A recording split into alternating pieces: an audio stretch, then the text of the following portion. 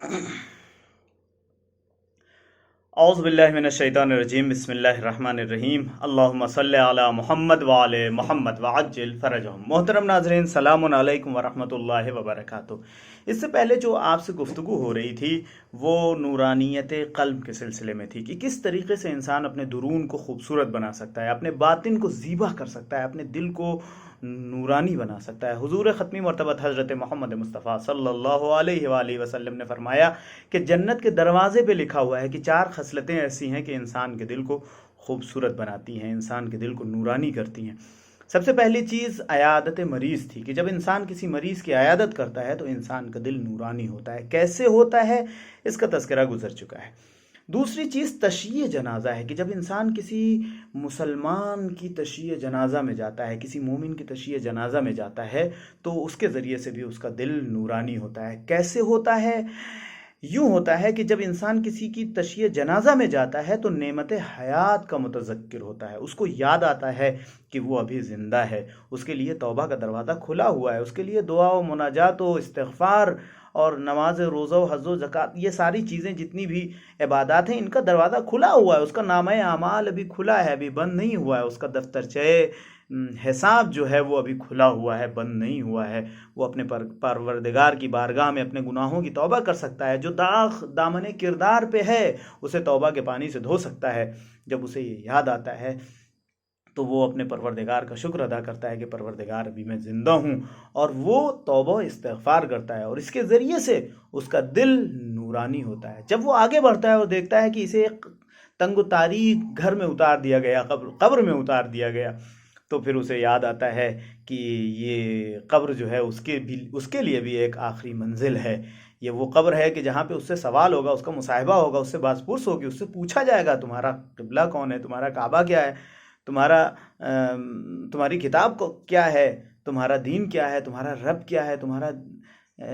इमाम कौन है। ये सारा सवाल उससे होगा। जब वो इन चीज़ों को याद करता है तो अपने परवरदिगार के हुजूर तौबा इस्तिग़फ़ार करता है, उन चीज़ों पर अमल करता है कि जिन चीज़ों के सिलसिले में सवाल होने वाला है, चूँकि वहाँ ज़बान से जवाब नहीं होगा, अमल से जवाब दिया जाएगा।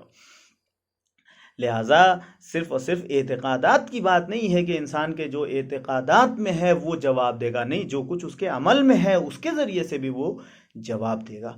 तो वो इन सारी चीज़ों को जब याद करता है तो उसका दिल नूरानी हो जाता है। इंसान जब मौत को याद करता है, असलन जब इंसान तशय्ये जनाजा में जाता है तो असलन मौत को याद करता है, अपनी मौत को याद करता है कि जिस तरीके से आज ये दुनिया से गया है उसी तरीके से मैं भी दुनिया से जाऊंगा, तो उसका दिल नूरानी हो जाता है।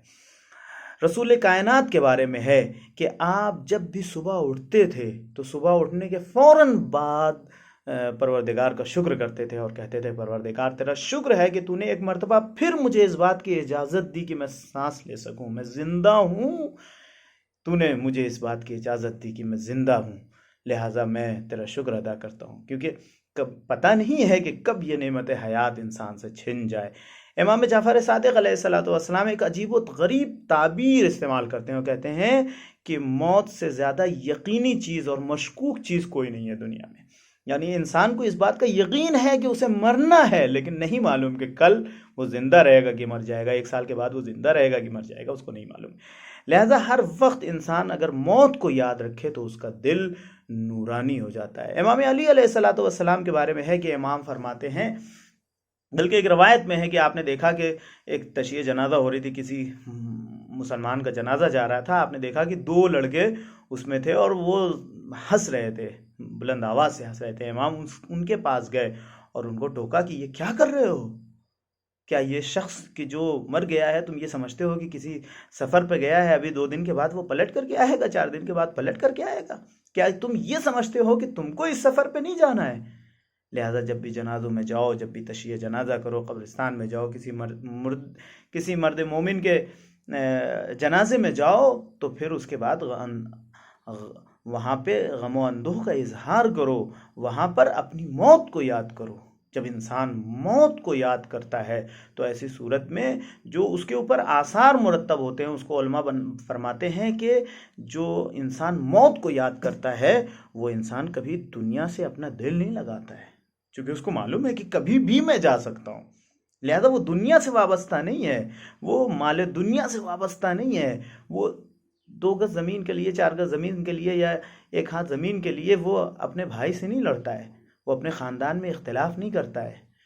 کسی نے کچھ کہہ دیا، اب اس کو برا لگ رہا ہے، کیوں اس کو عزت دنیا سے ایک دم دلچسپی ہے، لہذا کسی نے ذرا سا کچھ کہہ دیا۔ یہ ساری چیزیں جو ہیں وہ دنیا سے لگاؤ کا نتیجہ ہوتی ہیں۔ یہ جتنی بھی لڑائیاں ہیں، میں بہت زیادہ قضاوت نہیں کر سکتا، اپنے چھوٹے بھائیوں کو سمجھانے کے لیے میں کہتا ہوں کہ ہوتا یہ ہے کہ انسان کسی سے خفا ہو جاتا ہے اور اس بنیاد پہ خفا ہوتا ہے کہ اس نے اس کو عزت نہیں دی، جبکہ آپ دیکھیں کہ اگر جو آپ کی عزت ہے وہ آپ سے چھینی نہیں جا سکتی، جو آپ کی ویلیو ہے، جو آپ کی قیمت ہے، جو آپ ہیں اندر سے، وہ اسے کوئی نہیں چھین سکتا۔ بقول ایک استاد کے کہ اس نے اپنے شاگرد سے کہا کہ بیٹا دیکھو، کسی کے اوپر برتری نہ جتاؤ، اس لیے کہ اگر تمہارے ہاتھ میں سونے کا ایک سکہ رکھ دیا جائے اور تم اسے بند کرو، پوری دنیا کہے کہ تمہارے ہاتھ میں مٹی ہے، تمہارے ہاتھ میں ڈھیلا ہے، تمہارے ہاتھ میں ایک پتھر کا ٹکڑا ہے، تو پوری دنیا کے کہنے سے تمہارے ہاتھ میں جو سونا ہے وہ پتھر نہیں ہو سکتا، وہ مٹی نہیں ہو سکتا، وہ تم کو فائدہ پہنچائے گا چونکہ سونا ہے۔ اور اگر تمہارے ہاتھ میں مٹی ہے اور پوری دنیا یہ کہے کہ تمہارے ہاتھ میں سونا ہے، تو خوش نہ ہونا، کیونکہ وہ تم کو فائدہ نہیں پہنچائے گا، وہ سونا نہیں ہو جائے گا۔ لہٰذا میں اپنے بھائیوں سے کہنا چاہتا ہوں کہ اگر خاندان میں، رشتہ داری میں اور تمہارے محلے میں تم کو کوئی کچھ کہتا ہے،